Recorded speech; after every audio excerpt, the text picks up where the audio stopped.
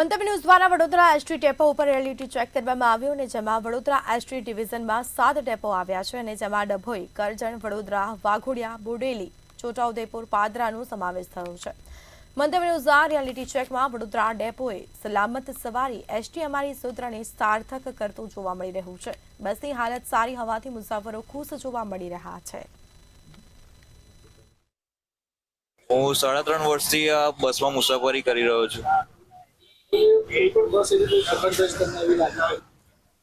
પહેલા જ્યારે હું કોલેજ કરતો હતો ત્યારે અમુક વાર બસનો ટાઈમનો ઇસ્યુ આવતો હતો, જેના કારણે પરીક્ષામાં લેટ થઈ જવાતું હતું, પણ થોડાક સમય પછી બસો મૂકવામાં આવી હતી અરજી કરવા બાદ।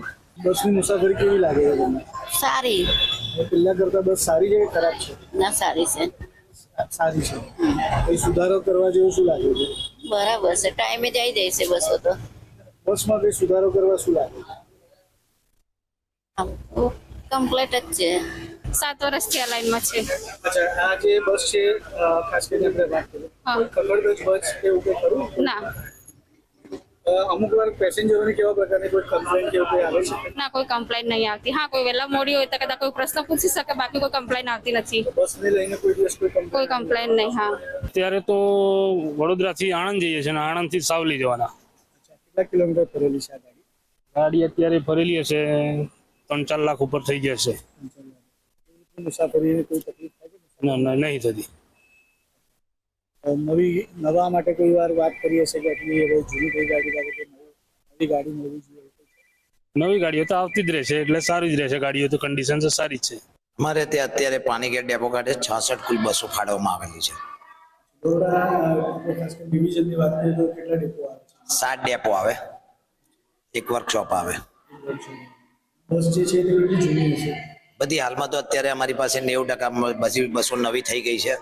માંડ 2 કે 4 જે 5 લાખ કિલોમીટર નહીં હોય એવી ફક્ત 2 કે 4 જ બસો છે। બાકી 90% અમારી પાસે બધા તમામ શેડ્યુલ પર નવા વાહનો જ ફરે છે। એ બે બસ કઈ કયા રોડ પર?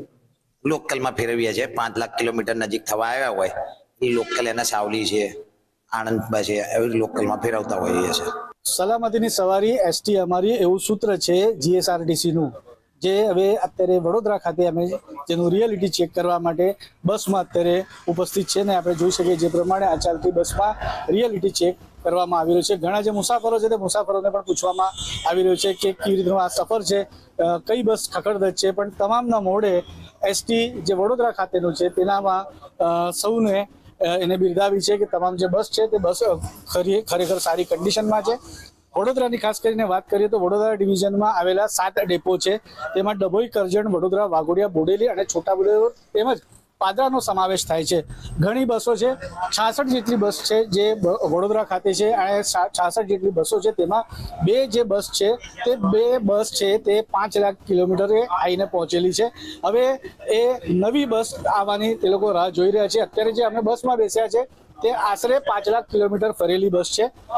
8 લાખનો એવરેજ હોય છે કે 8 લાખ જેટલી જો કિલોમીટર જો કોઈ બસ ફરે તો તેને પછી એક વર્કશોપમાં લઈ જવામાં આવે છે અને તેને સ્ક્રેપ કરવાનો નિર્ણય લેવામાં આવે છે।